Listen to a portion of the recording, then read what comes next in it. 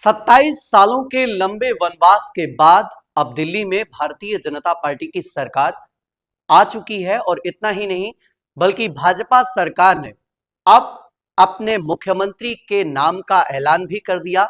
और अब जब मैं इस वीडियो को बना रहा हूं तो मुख्यमंत्री पद की शपथ रेखा गुप्ता, जो एक बहुत बड़ी भाजपा की कार्यकर्ता रही हैं, पहली बार विधायक चुनाव को जीतकर उन्होंने अब मुख्यमंत्री पद की शपथ ली।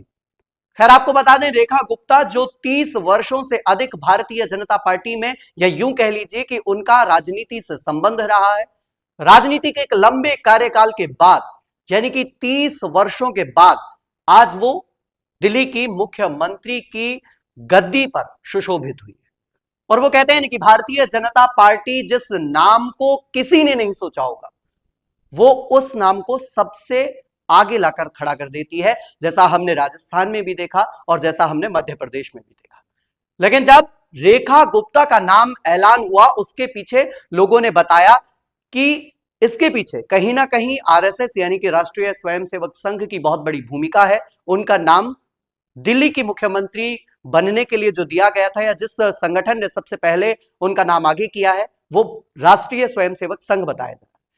लेकिन आपको बता दें कि किसी भी क्षेत्र में या किसी भी कार्य में जब एक व्यक्ति 30 वर्षों से अधिक कार्य के लिए समर्पित कर देता है, तो वो रेखा गुप्ता जैसे एक ना एक दिन सफलता की ऊंचाइयों पर या सफलता की उस गद्दी पर जरूर बैठता है जहां आज रेखा गुप्ता बैठी।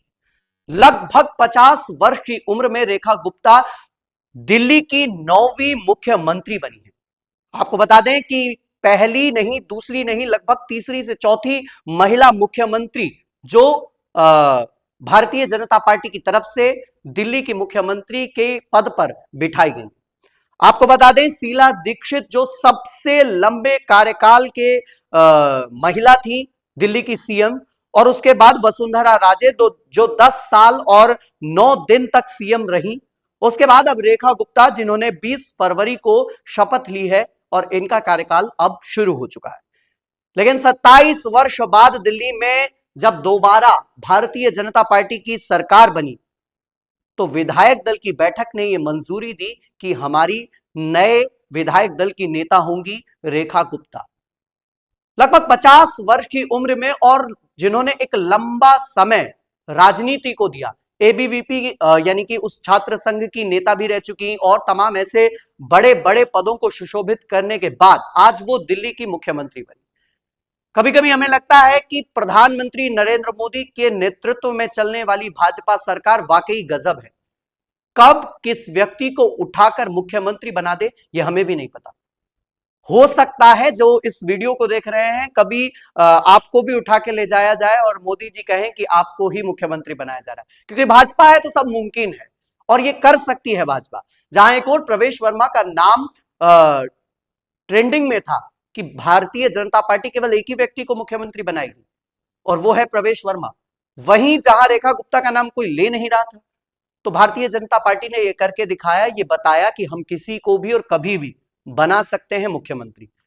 तो आप लोग भी ये सोच रहे होंगे कि बहुत सारे लोगों ने ये कहा कि हमें तो सपने आने लगे कि मोदी जी हमारे पास आए हैं और हमसे कह रहे हैं कि दिल्ली के सीएम बनेंगे। तो आपको ये सपना आया या नहीं आया तो जरूर बताइएगा। लेकिन एक लंबे समय के बाद और शपथ लेने के बाद जब रेखा गुप्ता यमुना आरती के लिए यमुना घाट पर पहुंची, तो लोगों ने यह कहा कि यही भाजपा का सबसे बड़ा एजेंडा है, यही भाजपा है। और दिल्ली में बदलाव चाहिए के मंत्र को साकार करने के बाद जब भाजपा की पहली कैबिनेट मीटिंग हुई, उसमें बड़े अहम फैसले लिए गए। लेकिन आप क्या मानते हैं, रेखा गुप्ता जो 50 वर्ष की लंबी उम्र है उनकी, और हम चाहते हैं कि आगे भी वो दीर्घायु रहे, और 30 वर्ष के एक लंबे अंतराल के बाद उन्होंने मुख्यमंत्री पद की सीट को ग्रहण किया है, यानी कि उस पद को ग्रहण किया है। क्या केजरीवाल से अच्छा, या जो भारतीय जनता पार्टी ने दावे किए हैं उनको पूरा कर पाएंगी रेखा गुप्ता? सवाल आपसे जवाब जरूर दीजिएगा। तब तक के लिए दीजिए इजाजत। बहुत बहुत धन्यवाद।